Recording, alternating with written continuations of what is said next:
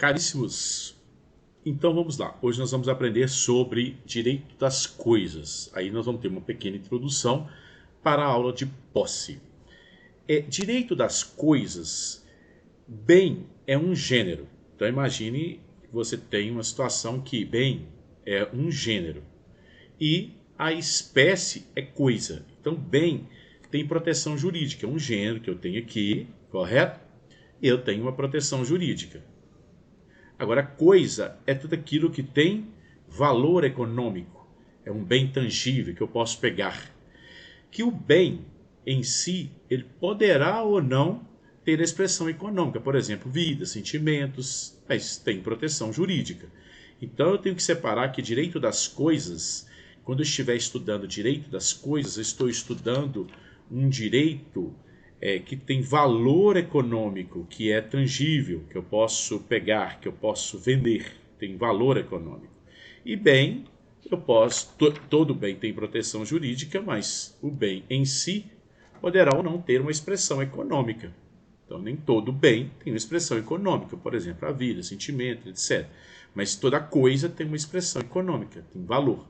Então, o direito das coisas significa que eu vou estudar um direito que eu tenho valor econômico.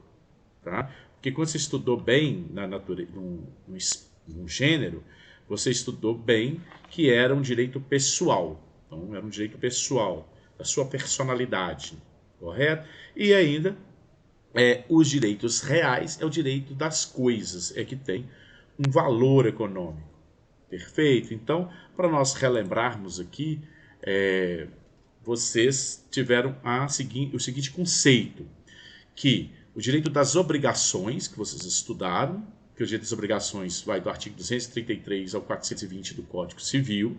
Vocês estudaram o direito das obrigações, que era a obrigação de dar, de não fazer, de fazer, a obrigação de pagar, coisa certa, coisa incerta, era o direito das obrigações, correto? Então você tinha o direito das obrigações. E depois vocês foram e aprenderam direito contratual, vocês aprenderam contratos. Eram os contratos, como redigirem os contratos. E aí tem o direito empresarial. E aí posteriormente, a caneta falhou. Desculpa aí o espirro empresarial. E agora nós vamos aprender os direitos reais, que é o direito das coisas, tá? Que se chama direito das coisas, aquilo que tem valor econômico. Valor econômico. Isto que é o direito das coisas. Tá? Então, um direito patrimonial de natureza real estão previstos entre os nossos artigos lá do nosso Código Civil, do artigo 1196 até o artigo 1510, nós vamos trabalhar sobre o direito das coisas. Tá? Esse direito das coisas, coisa é uma relação entre pessoa e uma coisa determinada. É essa situação que eu tenho que ter. Ou pelo menos determinável. Por exemplo, o que era coisa determinável? Porque eu sei, é uma mesa, é um carro, é um prédio, é um apartamento. Determinável é pelo menos uma colheita que nós vamos ter, uma safra do ano X, isso é pelo menos determinado. Então, para ter direito das coisas, eu tenho que ser entre pessoas. Então, quer dizer, só pode ter uma relação entre pessoas, quer dizer, pessoas. Essas pessoas aqui, elas têm que ser capazes, perfeito? São as pessoas que devem ser capazes. Então, você vai lá no artigo 104 do nosso Código Civil, que somente o agente capaz para ter um negócio lícito, para ter um negócio válido. Então, é somente pessoas capazes. Quem hoje é capaz, quem é absolutamente incapaz, é aquele menor de 16 anos. 16 a 18 é relativamente. Então, o absolutamente incapaz hoje somente as pessoas com menos de 16 anos de idade são os absolutamente incapazes. Perfeito? Então, para ter um direito das coisas, eu tenho que ter uma relação entre pessoas capazes e coisas determinadas ou pelo menos determinável. Coisa é tudo aquilo que não é humano, é um bem corpóreo. Então, tudo que não é humano é coisa. Então, toda vez que eu dizer para você que eu estou dizendo coisa, eu estou dizendo de uma situação que não tem o fato aí da questão humana. Eu não tenho valor à vida, sentimentos. E direitos reais é um conjunto de categorias jurídicas, porque esse é o direito das coisas. Tá? Agora, os direitos reais, que ele vai dividir entre os dois. Direitos reais é quando eu trago um conjunto de categorias jurídicas relacionadas à propriedade. Aí, os direitos reais. Então, eu tenho o artigo 1225 do Código Civil, que é um rol taxativo, que eu tenho ali quais são as questões que tratam-se de direitos reais. Então, direitos reais, ele é taxativo. Ele é taxativo dentro de um rol expresso no nosso Código Civil. No artigo 1225, ele traz um rol taxativo. Então, os direitos reais é um conjunto de categorias jurídicas, tá? Relacionadas à propriedade. Então, tem que ter uma propriedade. Para eu ter uma propriedade, eu tenho que registrá-la. E nós vamos aprender a diferença que tem de posse e de propriedade. Eu tenho as questões jurídicas relacionadas à propriedade, que está elencada no artigo 1225, formam um conteúdo principal de direito das coisas, porque direito das coisas não é um bem. Então, ali eu tenho os direitos reais, qual que é o direitos reais? Direitos reais, quando eu tenho um direito real da coisa, é porque está elencado no artigo 1225 do nosso Código Civil. Direito real tem que ser oponível, erga omnes, que isso? Todos têm direito de saber sobre a questão da sua propriedade, onde está, onde tem. Então, quer dizer, o direito reais, uma das suas relação para com a pessoa é uma oponibilidade erga omnes, que para que todos saibam, tem que ter uma existência de um direito de sequela, que segue a coisa. Então, direitos reais é uma sequela, de segue a coisa. Então, quer dizer, quando eu me trago de propriedade, o que tiver na questão da propriedade vai segui-lo. Então, por exemplo, se eu compro um apartamento, é uma propriedade, porque eu tenho um registro e ele tem débito de IPTU, o débito não é com quem quem vendeu o apartamento, porque aquilo ali não é uma dívida pessoal, é uma dívida real, é do imóvel. Se é uma dívida do imóvel, então vai o que? Acompanhá-lo. Isso chama o que? Sequela, que segue a coisa, que segue o imóvel. Eu tenho um caso transitado em julgado, uma ação referente a um imóvel. Aquela ação não é pessoal, aquela ação é o que? Real, é do imóvel. Então vai sempre acompanhar o imóvel. Isso é uma questão de sequela, segue a coisa. Eu tenho a previsão de um direito de preferência a favor do titular de um direito real. Então, quando eu tenho uma propriedade, que eu tenho registro, sempre eu vou ter o quê? Uma previsão de um direito de preferência. Este que é o proprietário, ele sobrepõe aquele que somente tem a posse, que é os direitos reais, tá? Então, é o valor que tem a propriedade. Possibilidade de abandono dos direitos reais, de renúncia de tais direitos. Quer dizer, eu tenho uma propriedade, eu posso abandoná-las, eu posso renunciar, por exemplo, a uma herança, porque eu não quero, eu tenho esse direito. Eu tenho a viabilidade de incorporação da coisa por meio da posse. Eu posso entrar para a propriedade estando somente na posse dela. Tendo a posse, eu posso transformar em propriedade, que a gente vai ver aí, as ações da usucapião, que é a previsão na ação da usucapião como um dos meios de aquisição da propriedade, a regência pelo princípio da publicidade dos atos. Então, tudo que acontece para aquele imóvel é público. Então, se você tem lá um registro do imóvel dessa natureza aqui, ó, o que vai acontecer com esse registro desse imóvel? Ele, então, vai sempre averbar que, por exemplo, João comprou o imóvel do José. Aí o José veio a óbito, aí vai ter a averbação do quê? Do óbito do José. Aí aqui os herdeiros do José, a Maria e o Manuel, que são os herdeiros. Aí agora na escritura a escritura vai aparecer quem são os herdeiros. E aí eu tenho um histórico. Isso é o quê? Uma regência dos princípios da publicidade. Aí o Manuel casou com a Maria. Aí eu tenho que averbar lá o casamento que eu tenho aqui do, do Manuel com a Maria. Isso tudo é o quê? É uma regência pelo princípio da publicidade dos atos. O que se dá pela entrega das coisas, das tradição, eu tenho aí a questões desse direito. Esse rol taxativo do artigo 1225, se você pega esse artigo, você vai estudar o quê? O rol taxativo quanto aos direitos reais. Isso está, então, no artigo, olha aqui, está no artigo 1225 do nosso Código Civil, que nada mais é direito à propriedade, à superfície, o direito às servidões. Isso o quê? Isso é um direito real das coisas próprias. Isso é seu. Propriedade, superfície, servidão, seu. Agora, eu tenho o direito reais de gozo, de fruição, que é o direito do usufruto, do uso, de habitação. Isso é o direito de gozo, de fruição. E eu tenho o direito também de habitação, nos direitos reais, que é o direito de gozo, de fruição. Eu tenho o direito do promitente comprador do imóvel, quando eu tenho aquele contrato de compra e venda, eu tenho que dar aquisição para alguém. Alguém já passa a ter o direito da aquisição. Eu tenho o direito da garantia real, os direitos reais, que é o penhor, hipoteca, anticrese. Esses são os direitos de garantia real. E também tem a concessão de uso pessoal para fins de moradia, que está elencado no artigo 1225.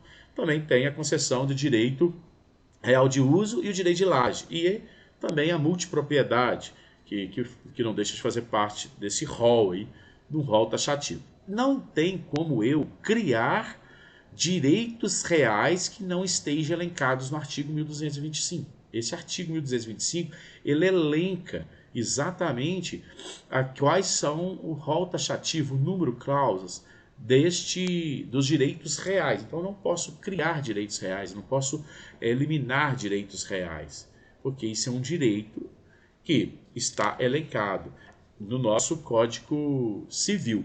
A diferença que eu tenho de direitos reais para direitos pessoais, patrimoniais, eu tenho diferença quando vocês estudaram anteriormente o direito das obrigações. Então, assim, quanto o direito real, por exemplo, ele tem uma relação jurídica entre uma pessoa e um sujeito, perfeito?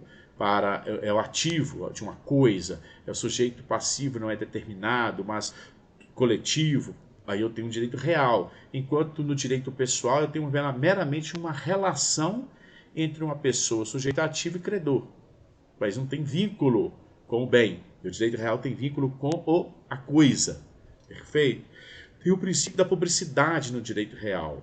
Então, é público, tem que estar averbado nos registros de imóveis para que todos possam ter conhecimento, erga omnes, enquanto no direito pessoal é um princípio da autonomia privada, a liberdade de fazer ou não. Você faz um contrato, por exemplo, de uma dívida, é um direito pessoal, não estou dando nenhum bem, nenhuma coisa minha para fins de proteção, de garantia. Você não precisa ter aí essa questão de publicidade. Você tem um contrato com o banco, não quer dizer que todos precisam de saber. Os direitos reais têm um efeito erga omnes. Os efeitos podem ser restringidos, enquanto o direito pessoal é um direito entre as partes.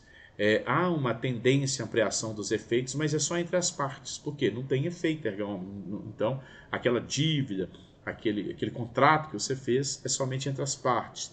Enquanto o direito real é um rol taxativo, no direito pessoal é meramente um rol exemplificativo.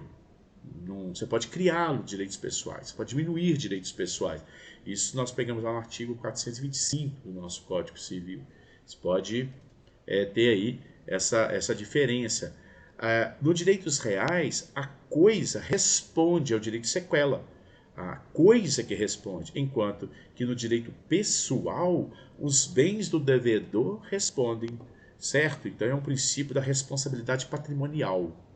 Enquanto o direito real responde, é uma coisa que responde, é um direito de sequela. Perfeito? Então o direito real tem um caráter permanente, típico, propriedade permanente. Quando você não dispor, é seu. Enquanto o pessoal é um caráter em regra a quem sendo mitigado dentro de um contexto aí pelos contratos relacionados que você constitui, um tipo somente em contratos. Então, quer dizer, não é uma coisa que tem um instituto permanente. Em regra, ele é um transitório, é um contrato que deve ser transitoriamente. Então, você teve uma ideia da diferença que eu tenho entre as questões de direitos reais, direito das coisas, direitos pessoais. Dentro do nosso direito, aí você vai ver que eu tenho o direito da posse. Perfeito? O direito da posse. O que é o direito da posse? É quando eu não tenho a propriedade. Se eu não tenho a propriedade, eu tenho o direito da posse. É um artigo 1196, aqui, olha, o 1196 do nosso Código Civil, ele diz assim, olha, que considera-se possuidor todo aquele que tem de fato o exercício pleno ou não de algum dos poderes inerentes à propriedade. Quando você pega a propriedade, perfeito? Quando você busca a propriedade, eu estou no artigo aqui, olha, a propriedade, eu estou no artigo 1228 do Código Civil. Para eu ter uma propriedade, ele diz assim, você pode gozar, tá? Você pode gozar dessa propriedade, é o que? Ali você vai tirar frutos dela, você vai tirar rendas dela, rendas. Você vai tirar o que? Aqui, frutos, né? Você vai tirar rendas. Você tem o que? Um proveito econômico. Você pode reaver, que são as ações que a gente pode reaver, que são as ações possessórias, quando eu só tenho a posse, também tem as ações, eu posso revê-los, né?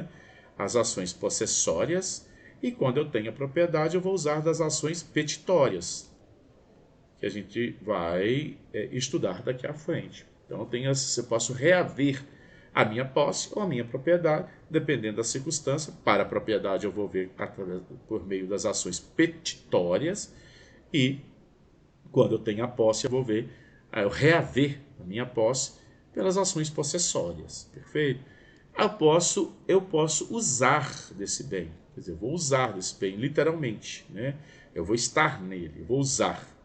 E eu tenho o de dispor. Eu posso dispor, quer dizer, eu posso alienar a propriedade. Então, a fins didáticos, eu tenho a propriedade quando eu tenho o quê? O grude. Quando eu tenho o grude, que é uma forma didática para que nós possamos assim compreendermos e memorizarmos, eu tenho o grude que eu posso. Eu tenho uma propriedade que está elencada no artigo 1228, é porque eu tenho um registro no cartório de registro de imóvel. Aí eu tenho aqui uma propriedade. Se eu tenho a propriedade, eu posso gozar, que é tirar frutos, rendimentos dessa propriedade. Eu posso reaver, que é se ela foi invadida, tiver esbulho, turbação, eu posso usar as ações possessórias ou petitórias. Eu posso usar, que é literalmente estar na posse da minha propriedade e dela eu então fazer o que eu bem entendo, desde que não fere a lei. E eu posso dispor, que é alienar, que é vender. Tá? Então, se você volta aqui no artigo 1196, ele fala para você assim, olha, considera possuidor todo aquele que tem de fato o exercício, pleno ou não, quer dizer, você estando dentro da posse ou não, de alguma dos poderes inerentes à propriedade. A propriedade eu tenho esses 4 inerentes. Então você pode ver que quem tem a posse, às vezes pode acontecer da seguinte maneira, olha aqui, ele pode gozar, que ele pode alugar, digamos que seja um sítio, por exemplo, no interior. Ele pode fazer plantações, ele pode vender, ele pode inclusive alugar, ele pode reaver com as ações possessórias, se for um esbulho, pode haver com a ação de reintegração de posse, se for uma questão de turbação, ele pode rever com as ações de manutenção de posse ou de interdito proibitório. Ele pode usar, que é morar lá, mas ele não pode dispor da propriedade, ele não tem a propriedade. Se ele não tem a propriedade, não tem como dispor. Quando alguém tem só a posse, ele dispõe não da propriedade, ele dispõe da posse. Tá? Porque ele não vai lá no cartório e passa a sua propriedade para o outro. Ele simplesmente diz para quem está comprando dele, olha, eu não tenho a propriedade, eu tenho a posse. Eu vou te vender a minha posse. Eu vou te vender o quê? O meu tempo. Isso é que a gente vende quando tem a posse. Quando eu tenho a posse, eu vendo tempo. Eu vendo o lapso temporal que lá eu fiquei. Aí eu não estou vendendo, eu não tenho o poder de dispor da minha propriedade. Por quê? Porque você não tem propriedade. Você tem o quê? Posse. Posse é tempo. Quanto tempo você ficou aqui? Este tempo vai te dar direito de transformar em propriedade, que a gente chama de quê? Prescrição aquisitiva. Então, o lapso temporal de 5, 10 ou 15 anos vai te dar as condições de você, então, amanhã fazer ações que a gente chama de ações da uso capião. Aí sim, quando você tiver a propriedade, você pode dispor.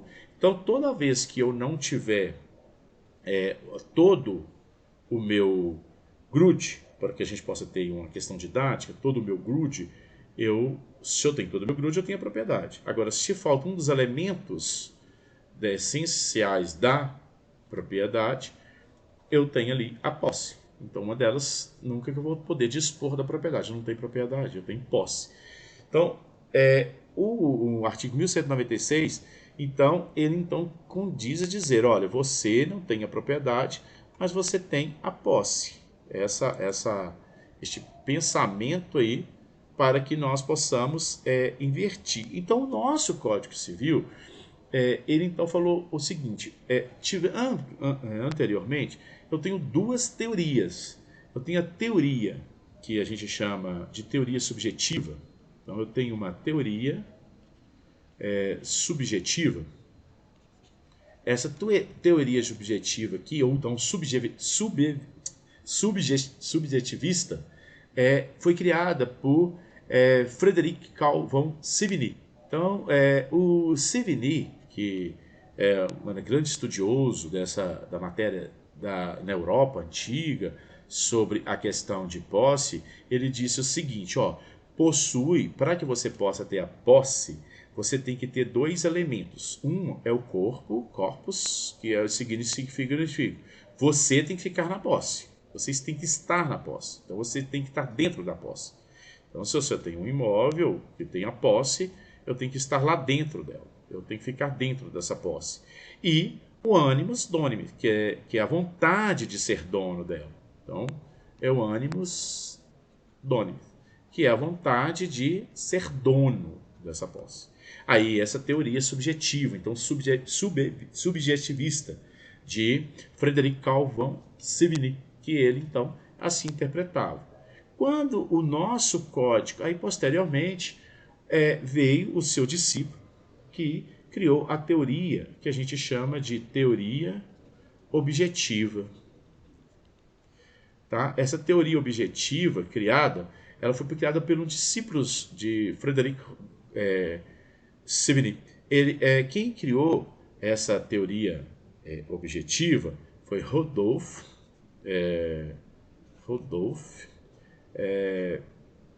van Hierg. Esse discípulo de Savigny, que era o Hierg, ele disse o seguinte, para eu ter a posse, eu não preciso desse corpus nem animus danimi. Basta ter fisicamente a coisa. Então ele falou assim, basta que você tenha a posse. Basta ter fisicamente a coisa. Existe ela lá. Então, assim, existe o sítio que eu comprei por posse. Ele está lá dentro aqui, Eu tenho o sítio, ele está lá. Perfeito? Eu tenho aqui o sítio. Então, basta eu ter fisicamente essa coisa. Basta eu dizer que essa coisa aqui é minha. Esse é o primeiro requisito. O segundo, dispensa a intenção de ser dono. Não necessariamente. Quando eu tenho a posse, eu preciso de ter a intenção de ser dono. Por quê? Tem quem tem a posse, por exemplo, o caseiro. O caseiro tem a posse e ele não tem a intenção de ser dono. Porque dono sou eu que deixei o caseiro lá. Ele é meu detentor. Ele está cuidando da posse para mim. Então isso não vai fazer com que eu não tenha a posse porque eu não estou dentro dela. Isso não vai fazer eu perder a posse. Basta ter fisicamente a coisa. Eu tenho ela, fisicamente a coisa, o sítio. Quem que você deixou lá cuidando? Um caseiro. Então, assim, o caseiro tem a posse, mas não necessariamente ele tem intenção de ser dono. E basta explorar a coisa para fins econômicos. Então, assim, basta mostrar que aquilo ali eu preciso para algum fim, porque eu tenho a função social da posse também.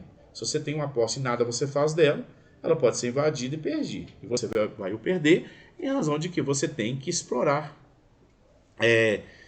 economicamente. E aí o nosso Código Civil, ele então adotou a teoria objetiva. Qual que é a teoria objetiva? De Hierg, e não a teoria subjetiva. Você vai ver que, em momentos da nossa ação do uso capião, a vontade aqui de ser dono, ela se faz presente, mas não necessariamente que seja com você. Pode ser alguém que você deixou. Você só não pode deixar abandonado, porque senão você não tinha tanta vontade de ser dono. Mas aí o nosso Código Civil adotou a teoria que a gente chama de teoria objetiva, então objetivista, de Rodolfo van Hierg. Ele então disse assim, adotou essa teoria no artigo 1196, que é o que nós acabamos de ler. Considera possuidor todo aquele que de fato o exercício pleno ou não de algum dos poderes inerentes à propriedade. Tá bom, então se você está dentro dessa propriedade aqui, ó, você gozou, você está tirando frutos daqui, você tem uma plantação, então se alugou, tá? Então quer dizer, eu posso alugar? Posso? Pode. Não há nenhum impedimento sobre isso.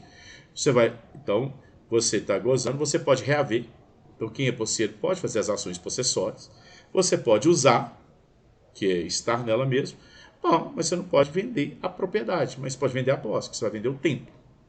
Quando eu vendo posse, eu estou vendendo tempo, não estou vendendo propriedade. Mas a nossa teoria é a teoria objetiva, que o nosso código assim o educou, para que nós pudéssemos ter esse fim. Então, o que acontece com a nossa linha de pensamento do nosso Código Civil? O nosso Código Civil ele nos elenca o seguinte, que podem fazer uso das ações possessórias para proteger a posse. Então, assim, o locatário, ele não pode fazer contra aquele que deixou ele lá, aquele que alugou para ele. O usufrutuário, o depositário, o comandatário, eles podem fazer ações possessórias, porque é a nossa teoria objetiva. Não necessariamente quem deixou você aqui, alugou para você, que precisa fazer as ações de proteção dessa posse. Você, locatário, pode fazer, o usufrutuário, aquele que está só tendo o direito do usufruto, o depositário das ações comandatárias. Então, o locatário é possuidor direto. Ele está lá dentro da posse, enquanto o locador é um proprietário possuidor indireto. Então, para Hierg, ele disse, olha, não quer dizer que você, o locador, é um proprietário possuidor indireto, que ele perdeu a posse por isso. Porque o locatário está na posse, mas ele é um possuidor direto, mas ele não está ali com a intenção, o ânimo de ser dono, ele alugou simplesmente. Senão, todas as pessoas que alugassem algum bem, algum imóvel, um apartamento, uma fazenda, uma casa, poderia perdê-lo para ele. Perfeito? É tanto que isso aqui vão chamar de posse, a que a gente chama de posse precária. Você estava aí para simplesmente cuidar para mim. Então, nesse pensamento, o legislador então disse, eu tenho então a questão que a gente chama de objetiva, objetivista. Essa foi a teoria aguardada. Agora tem uma diferença entre posse e a detenção. Detenção, gente, vocês também vão encontrá-lo no nosso Código Civil, nos livros dos nossos doutrinadores, como fâmula. Isso é a mesma coisa de detenção, tá? Então, assim, a diferença que eu tenho entre posse e detenção, que a posse, gente, é o artigo 1198.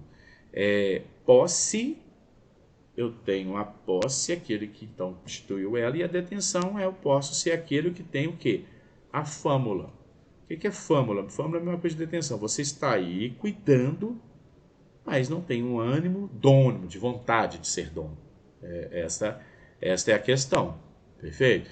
Então, se você pegar o artigo 1198, ele vai dizer para você assim, olha, considera-se detentor, que é a mesma coisa de fâmula, aquele que, achando-se em relação de dependência para com o outro, conserva a posse em nome deste e em cumprimento de ordens ou instruções suas. É um verdadeiro caseiro, é quando você deixa o seu veículo para arrumar, a pessoa tem a mera quê? Detenção.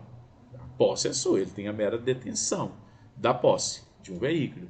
Então, esse eu vou chamar ele de detentor. Esse, ele não tem a vontade de ser dono, ele não consegue fazer, então, a uso capião. Perfeito? Esse detentor, ele pode fazer autotutela. O que é autotutela? Você pega o artigo 1210, aqui você vai verificar que, olha aqui, o possuidor, aquele que tem direito a ser mantido na posse em caso de turbação, restituindo no esbulho e segurado da violência iminente, se tiver justo receio. Quer dizer, se aquele detentor, aquele caseiro, se alguém quiser invadir, ele tem o direito de inibi-lo, que alguém invada. Então aqui assim, olha, o possuidor turbado, esbulhado, quer dizer, está tentando invadir ou já invadiu a posse dele, poderá manter-se ou restituir-se por sua própria força, desde que faça logo e moderado. Aí eu posso tirar alguém que invadiu minha posse. O caseiro pode tirar? Pode. Então, se eu sou inquilino, eu posso tirar? Posso. Por quê? Eu sou o que estou na posse direta. Eu tenho essa prerrogativa aí. Chama-se de autotutela. A autotutela no direito civil é possível. Então, acabou de invadir sua posse, desde que você faça logo e moderado, você pode ir lá entrar contra o trator e tirar. Você pode ir lá e cortar a cerca daquele que criou a cerca. Agora, depois que você já deixou um lapso temporal de meses, aí não há possibilidade, em razão de quê? Agora você tem que usar das questões, as ações que o Estado juiz para definir situações pertinentes sobre aquele embaço que você assim construiu. Então, por exemplo, posso entregar um veículo, uma agência para se vender, ele tem a mera detenção. Perfeito? Então, a diferença que eu tenho entre posse e detenção do artigo 1208, 1198 é que quem tem a mera detenção é porque quem tem a posse o deixou cuidando. Então, isso chama mera detenção. Por exemplo, o motorista do ônibus, quando está dirigindo para a empresa, a oficina que ficou com o seu carro, eles têm o quê? Mera detenção. É tanto, gente, que hoje o nosso Código de Processo Civil, ele então elenca o seguinte, lá no artigo 338, 339 do nosso Código de Processo Civil, que citando o detentor, o que tem a fâmula, não sendo ele o que tem a posse, ele só está ali como detentor, ele tem que indicar na ação quem é o que tem a posse, sob pena dali, então, ele pagar multa ou respondê-lo. E se eu faço uma ação de qualquer natureza possessória contra um detentor, que é um caseiro, e o caseiro vem e diz assim, não sou eu, quem é o posseiro é o fulano, então até o autor tem que pagar sucumbências para esse que indicou quem é a pessoa certa. Porque quem aí pode responder seria quem tem a posse. Ele tem mera detenção. Ele pode defender a posse. Isso ele pode. Ele pode defender a posse. Ele tem legitimidade para fazer as ações possessórias. Mas quando ele seria o réu, ele tem que falar para o juiz, olha, conforme o artigo 338, 339 do nosso CPC, olha, você tem que então, indicar quem é que tem a posse. Aí eu tenho essa diferença entre quem tem a posse e quem tem a detenção. Perfeito? Bom, a posse, para nós termos uma ideia dessa questão da posse,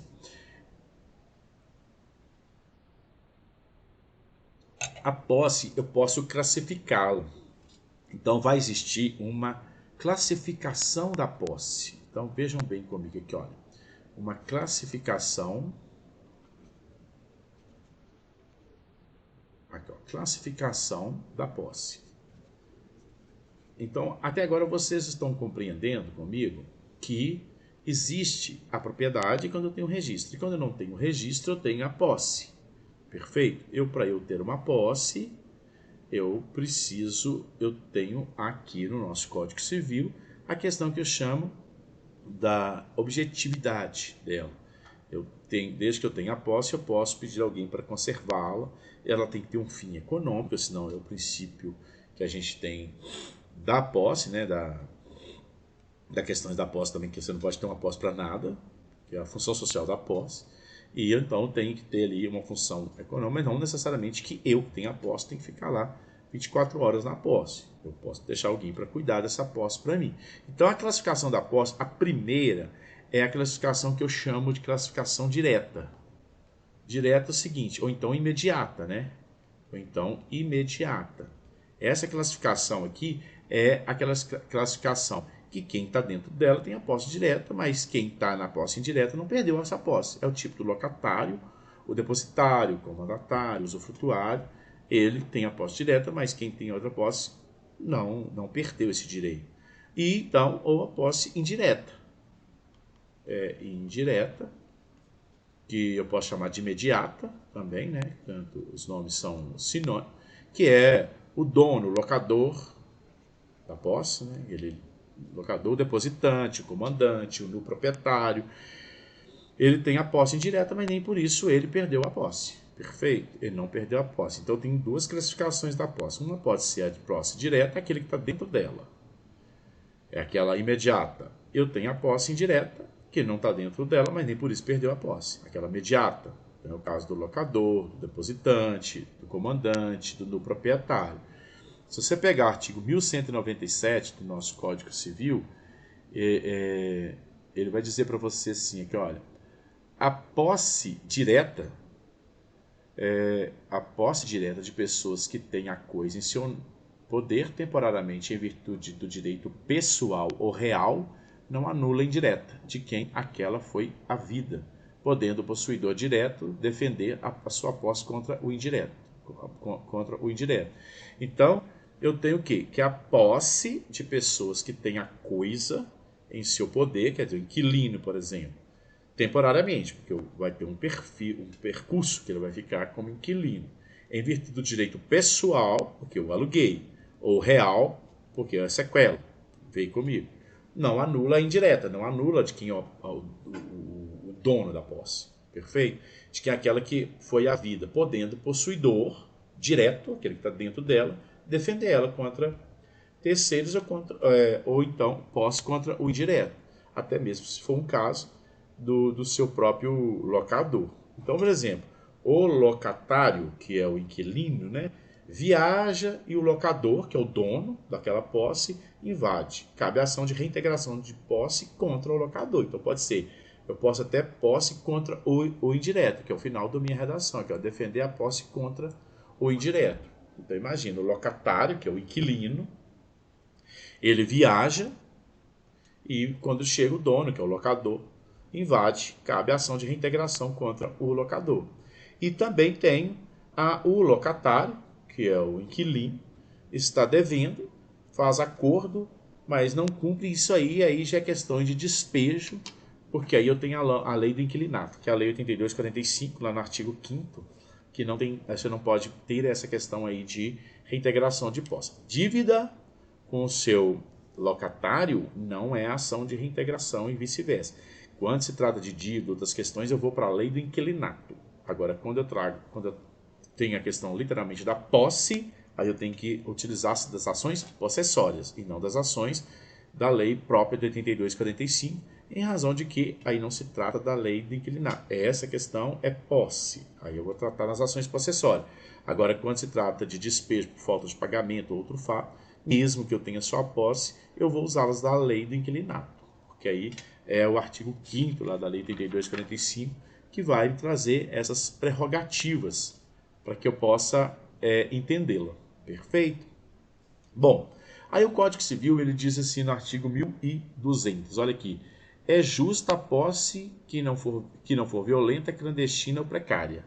Então, uma das classificações que eu tenho também da posse é quando eu vou falar para você, vamos pagar aqui, não precisa não, quando eu vou falar para você o que é uma posse justa e uma posse injusta, tá?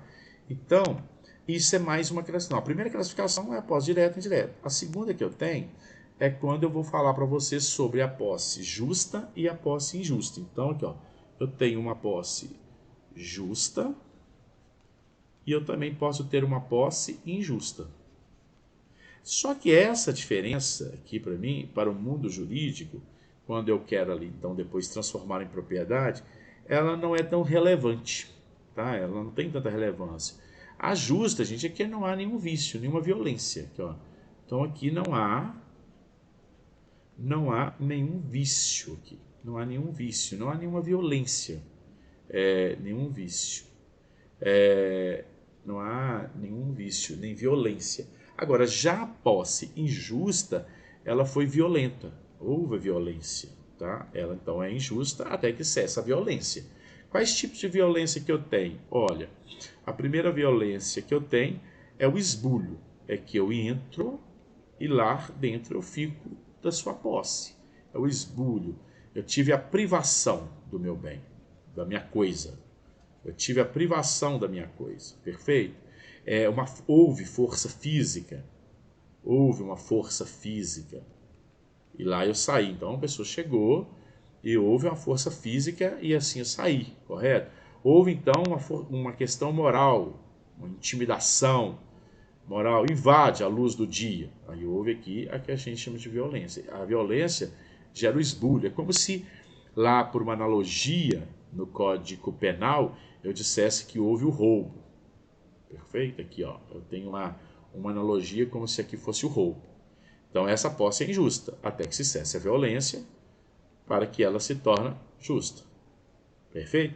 Eu tenho uma posse clandestina. Aqui, olha, uma posse que a gente vai dar o nome de clandestina.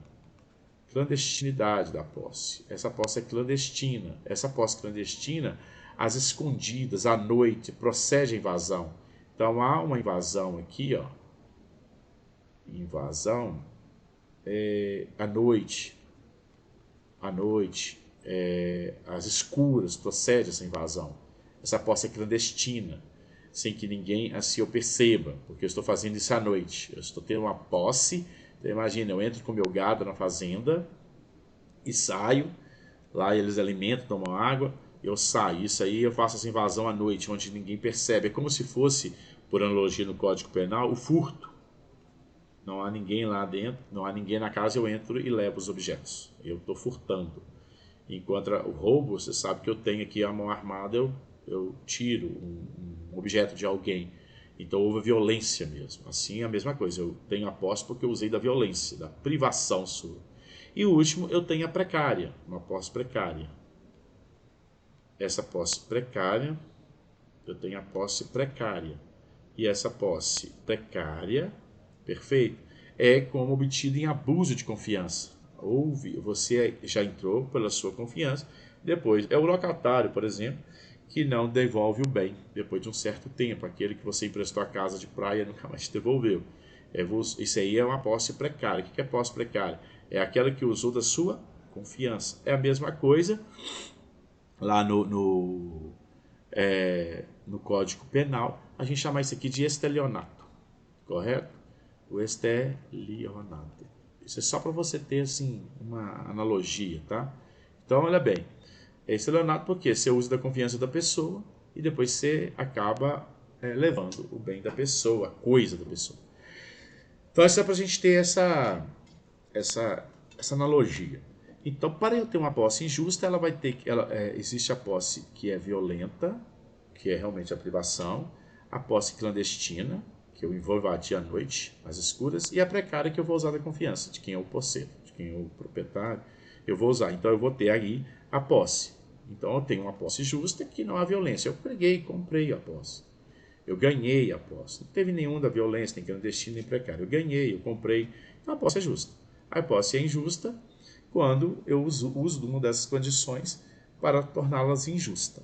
Mas só que, gente, vocês vão ver que podem existir situações que uma posse que era injusta, ela se torna justa. Ou a posse que era justa passa a ser injusta. Então, não é a questão da posse ser justa ou injusta que vai fazer com que amanhã eu transfira uma questão em propriedade. Então, quer dizer, aí você pode me perguntar, então, professor, eu tenho uma posse precária.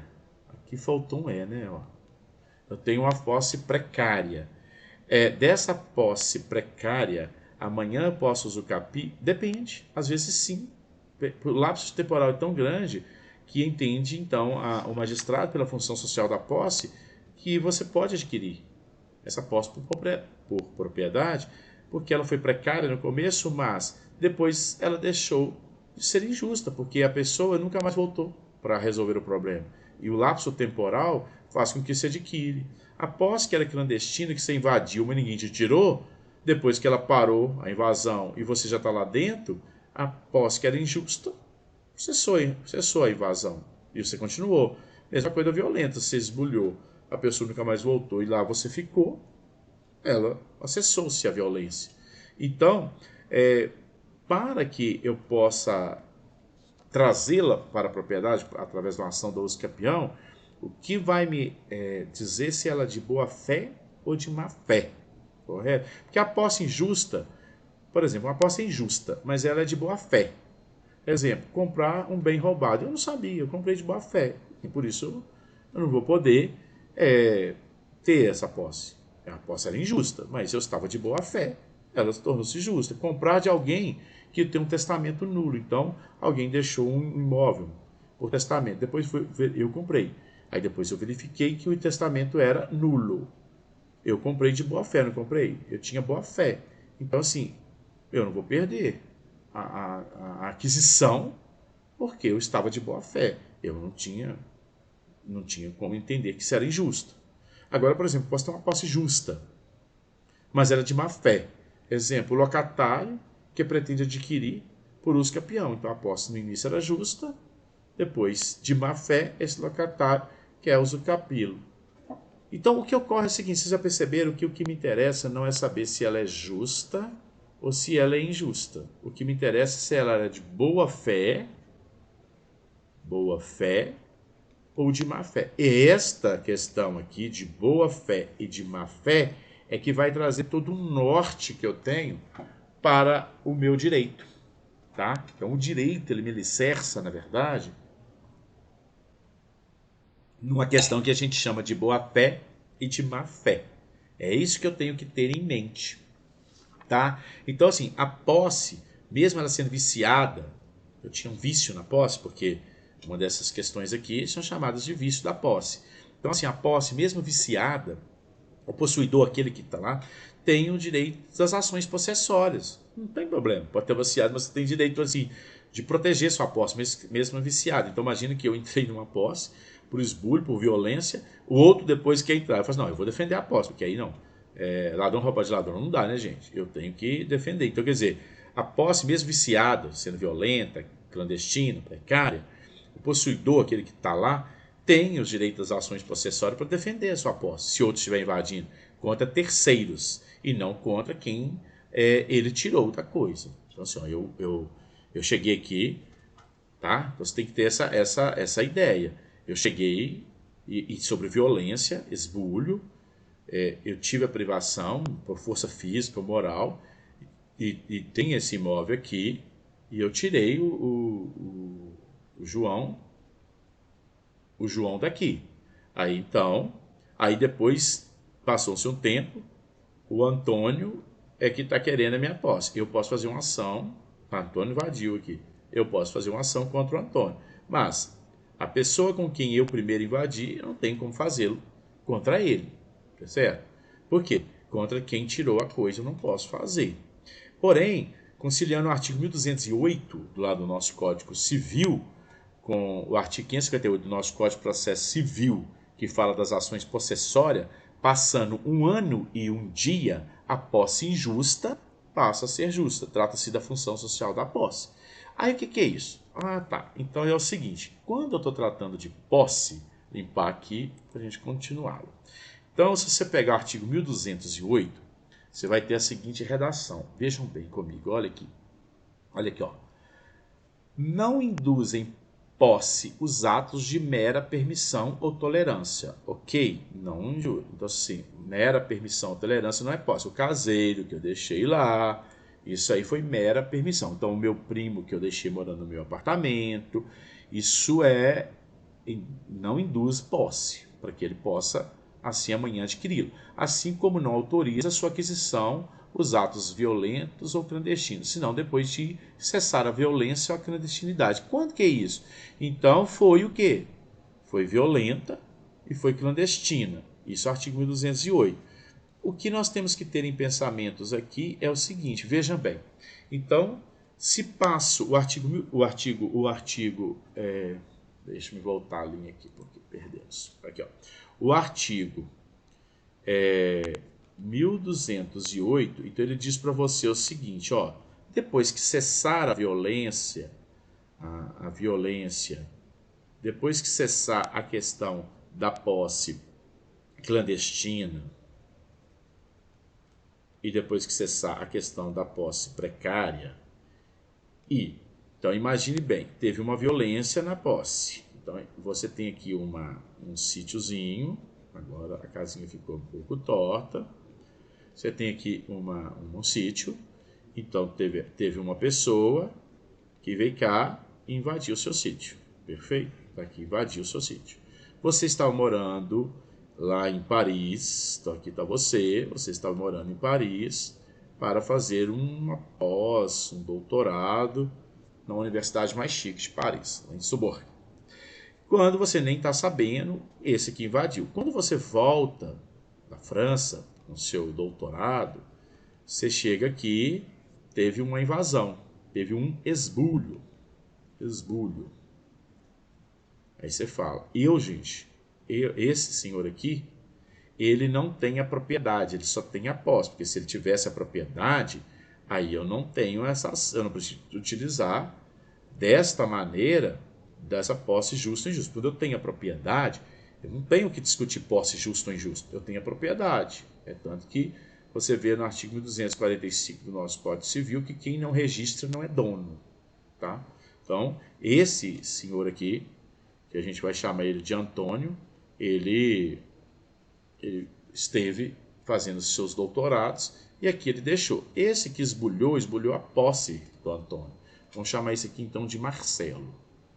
Ele esbulhou a posse. Quando o Antônio chegou e viu que a posse dele estava esbulhada, quer dizer, esbulho significa eu entrei e lá dentro eu fiquei. Isso chama esbulho. Esbulhar significa entrar e ficar lá dentro. Isso é esbulho, tá? Turbação não significa esbulho, não entrou, não ficou, entrou, mas saiu. Aqui você tem o esbulho, você entrou aqui dentro e ficou aqui dentro dessa posse. Ele tem as ações possessórias que nós vamos aprender, tá? Ele tem as ações possessórias, porquanto já tinha mais de um ano e um dia que este Marcelo estava dentro dessa posse. Ele tem a prova, ele já tem mais de um ano que ele está lá. Pela função social da posse, o juiz vai dizer para o Antônio, como tem mais de um ano e um dia, você não está precisando tanto dessa posse quanto ele. Agora nós vamos discutir todo o processo dessa ação possessória que você está me pedindo de reintegração de posse, tem um N aqui, né? Reintegração de posse. Para a reintegração de posse, eu vou discutir todo o mérito. Eu não vou te dar uma liminar, que é uma tutela de urgência. Essa tutela de urgência eu não vou conceder. Sabe por quê? Porque a posse que era injusta, agora ela passou a ser justa. Esse é o X da questão. A posse que era injusta, agora ela passou a ser justa. Então, se a posse passou a ser justa, eu não vou te dar a liminar. Eu vou discutir todo o mérito para que depois eu te dê se você vai ter ou não essa questão aí das suas mãos. Se tivesse menos de um ano e dia, então o Antônio poderia pedir a tutela de urgência e ele poderia concedê-la, porque aí tinha menos de um ano e um dia. Então, é o que vocês vão ver na prática da vida, que a gente chama de posse velha e posse nova. O que é a diferença disso? Olha, a posse velha, eu não tenho a tutela de urgência, porque ela já tem mais de um ano e dia. Aí eu tenho a função social da posse.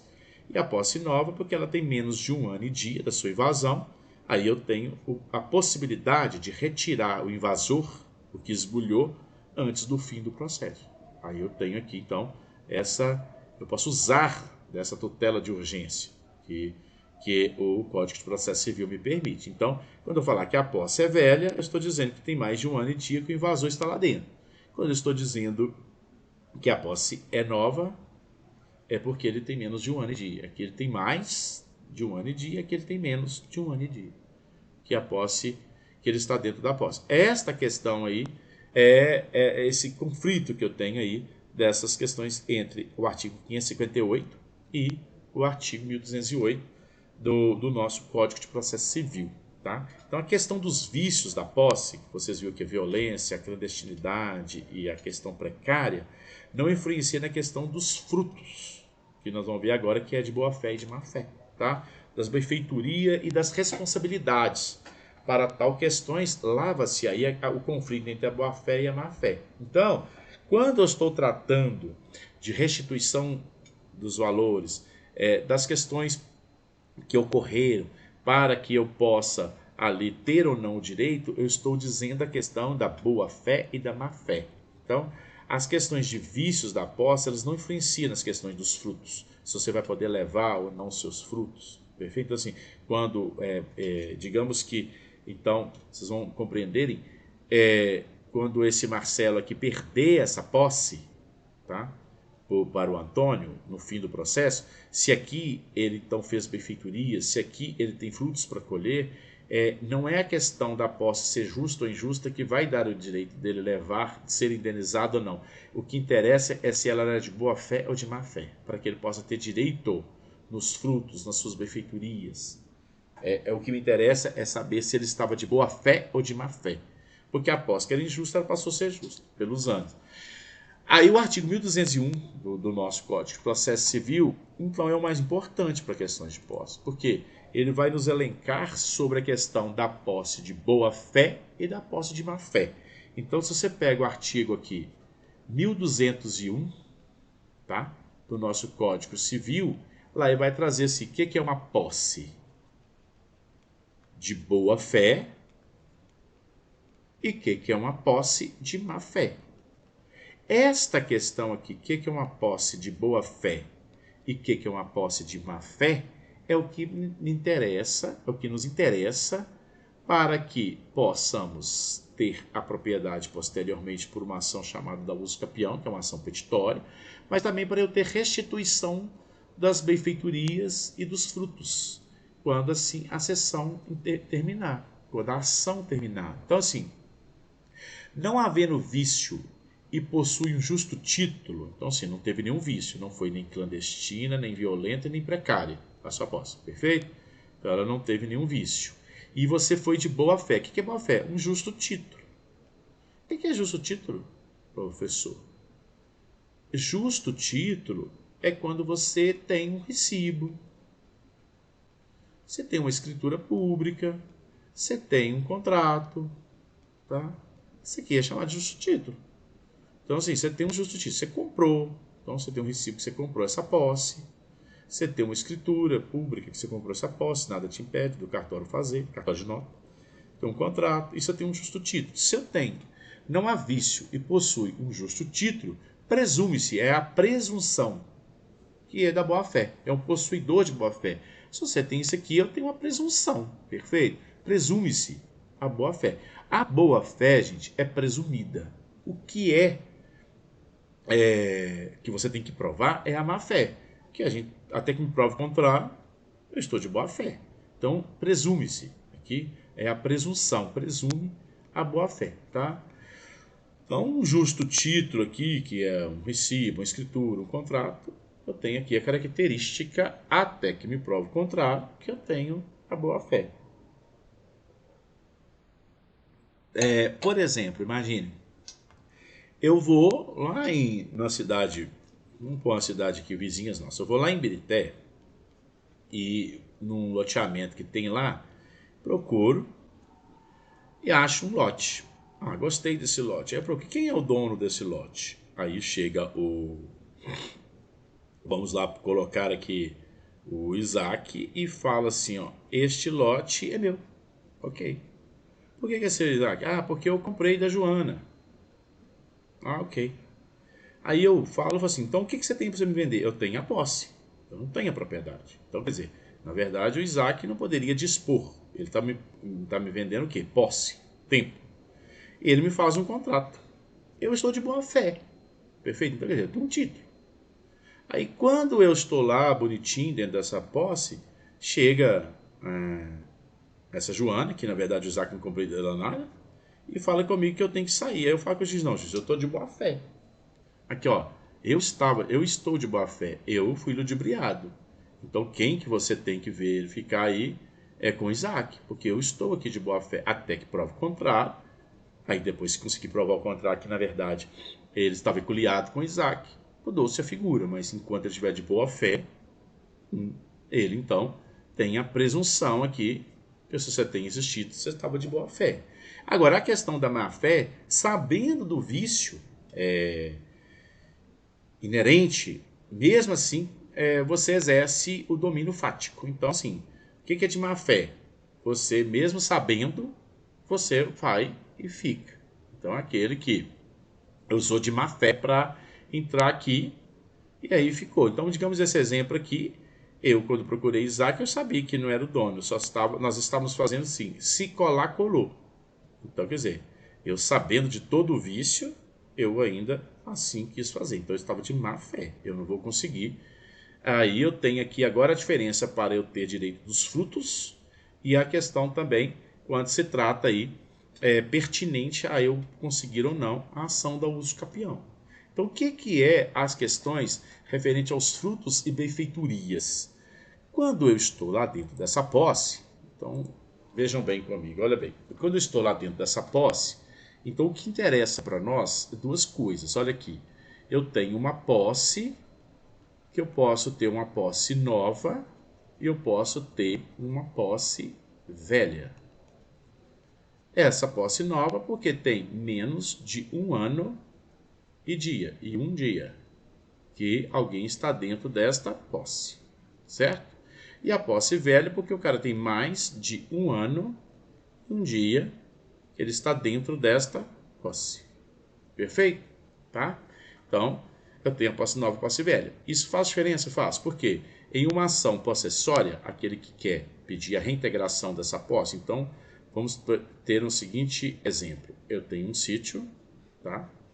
Eu tenho um sítio, aí desse sítio aqui, ele foi invadido. Houve a invasão. Essa invasão aqui que eu vou chamar é de esbulho, que a gente chama de esbulho possessório, tá? A gente chama de esbulho possessório quando quem tinha propriedade ou que tinha posse, que esse senhor aqui, ele se deixou passar mais de um ano, esta pessoa vai responder o processo de reintegração de posse desse esbulho lá dentro do imóvel dele. Se tem menos de um ano e dia, esse senhor aqui, ele vai tentar a tutela de urgência, porque tem menos de um ano e dia. Então, vamos partir para que é uma posse velha, tem mais de um ano e dia. Então, esse senhor aqui, ele vai ter que discutir toda a ação possessória, sua ação de reintegração de posse, que também só tinha posse, a posse toda, estando lá dentro quem ali o invadiu, esse rapazinho aqui, tá? Então, esse rapazinho aqui, ele está lá dentro. Perfeito? Então, agora eu preciso de ter a questão da boa fé e da má fé, tá? Para que eu possa restituí-lo, o que esse rapazinho aqui, que vamos dar o nome dele de Rogério, esse aqui chama Rogério, e esse aqui chama Júlio, tá? Esses aqui. Então, o Júlio e o Rogério é o invasor, tá? É o invasor. O Rogério, sendo invasor, ele está lá dentro. Tinha mais de um ano e dia, ele está lá dentro se defendendo. Agora, para eu ter, Rogério ter a restituição, o que se dá é o seguinte: posse de má fé. Se ele está aqui de má fé, agora quem tem que provar a má fé é o Júlio, porque a boa fé é presumida. Se ele está aqui de má fé, o Rogério, então somente as benfeitorias que ele tem necessárias. Agora, quais são as benfeitorias necessárias? As benfeitorias necessárias é um telhado, se tivesse caído aqui, tá? Isso aqui é benfeitorias necessárias. Uma janela que caiu, isso é necessário, porque sem essas janelinhas aqui ficaria difícil. Perfeito? Isso são chamadas necessárias. São as benfeitorias necessárias. Ele vai ter que ser restituído desse valor. Mas não vai poder ficar aqui dentro até ser restituído pelo júri, porque ele está de má fé. Perfeito? Os frutos, se ele estava de má fé, os frutos são, que a gente pode chamá-los de somente os custos que ele teve. E os frutos vão ficar aqui, para o júri. Perfeito? Permanecidos aqui dentro. Ele só vai ter restituído o quê? O custo dele, mas ele vai ter saído, porque ele estava de má fé. Agora, as benfeitorias que foram úteis, ele não será restituído. O que é uma benfeitoria útil? Por exemplo, uma grade nessa janela, tá? Uma porteira aqui na chegada. Isso é benfeitoria útil, mas não é necessário que eu fique sem grade, eu fique sem porteira. Não, isso não é útil. Então, esse aí não vai ser restituído, porque ele está de má fé. Também não será restituída aquelas que é voluntárias, aquela que é luxo. Então ele fez uma piscina aqui, essa aí não vai ser restituída jamais. Ele fez uma sauna aqui nesse sítiozinho, não vai mais. Ele fez uma área de lazer aqui, esse aqui não vai ser restituído, porque elas são chamadas de voluptuárias e ele estava de má fé. E também, gente, ele vai ser restituído pelas necessárias aqui somente por preço de custo, quanto que ele o fez, mas não o preço de hoje, porque ele estava de má fé. Agora, se ele estava de boa fé, que me interessa se ele estava de boa fé. Tá? Então, o que é boa fé? Exemplo daquele exemplo anterior de Birité. Quem comprou do Isaac não tinha a menor noção que não era o Isaac. Isaac estava de boa fé. Foi provado que a boa fé presumida e não o autor da ação não conseguiu provar a má fé. Então ele fala assim: eu vou ficar aqui dentro, tá? Até você me restituir, e eu vou receber as necessárias e vou receber as úteis pelo preço que tenho hoje, e as voluptuárias se eu conseguir levá-las, tá? Então, assim, se eu conseguir arrancar essa piscina daqui, essa sauna daqui, se eu conseguir arrancar essa, sem deixar também ser deteriorado aquele espaço, que também não seria por aí, né? Então, geralmente, as voluptuárias eu acabo perdendo. A boa-fé, então, é a autorização. Se você pegar o artigo 1222, é que nos vai nos dizer sobre esta questão que nós estamos elencando. Olha aqui para você ver. O 1222, ele diz assim, olha aqui, olha. O reivindicante, que seria naquele exemplo nosso ali, o júri, obrigado a indenizar as benfeitorias ao possuidor de má-fé, tem direito de optar entre seu valor atual e o seu custo. O possuidor de boa-fé indenizar pelo valor atual. Então, aquele que foi de má-fé, as necessárias, o possuidor de má-fé tem direito a optar entre o valor atual e o seu custo. Tá? Mas, geralmente, numa briga dessa natureza, acaba sendo de custo. E o possuidor que era de boa-fé, que no caso ali a gente chamou de Rogério, vai indenizar o valor atual dele. Sem discussão, você vai ter que pagar para ele. E, inclusive, ele pode reter, ele pode ficar desse imóvel.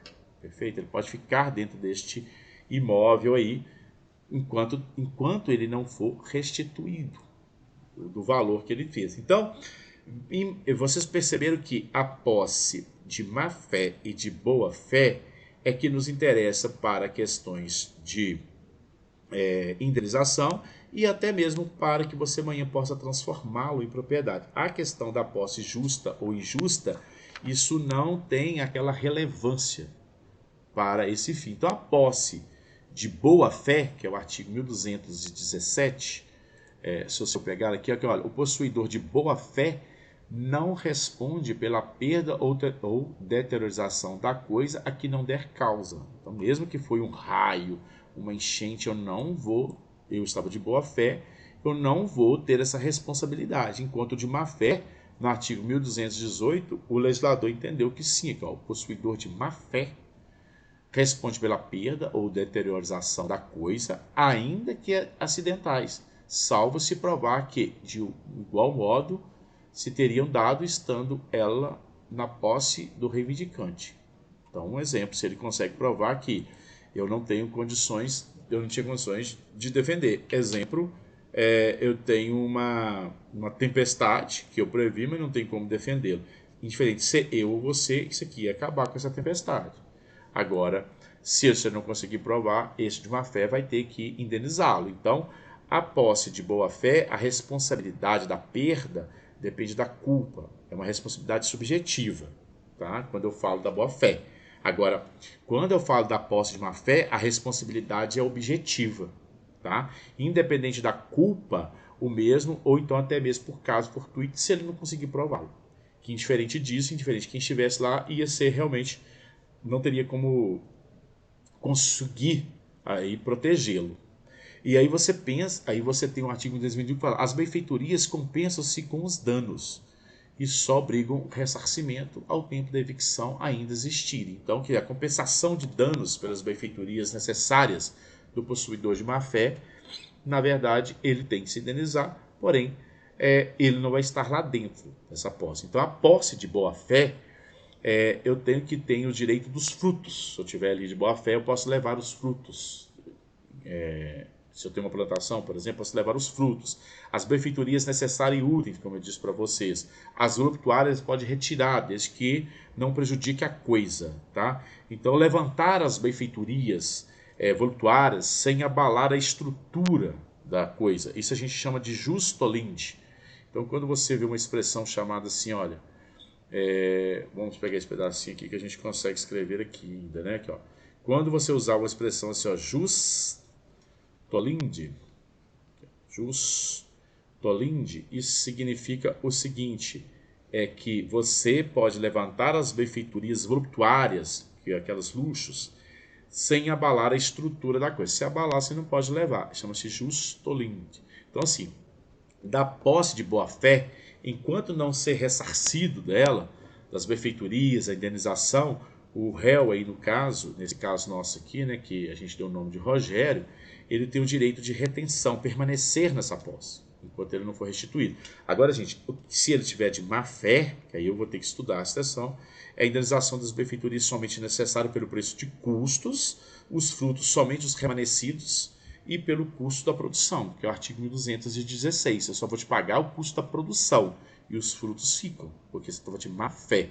Foi o que a gente já disse agora há pouco, que olha, o possuidor de má fé responde por todos os frutos escolhidos e percebidos, bem como os que, por culpa sua, deixou também de perceber, desde que o momento em que se constituiu a má fé tem direito de despesas de produção de custo. Então, até que você estava na má fé, aos custos que você teve, aí a gente tem as possibilidades aí de restituí-los. Então você teve aí o princípio da ideias da posse, a diferença que eu tenho da posse justa e injusta, a diferença que eu tenho da detenção e eu tenho a posse de boa-fé e de má-fé.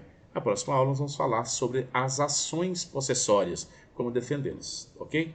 A gente se encontra então em breve.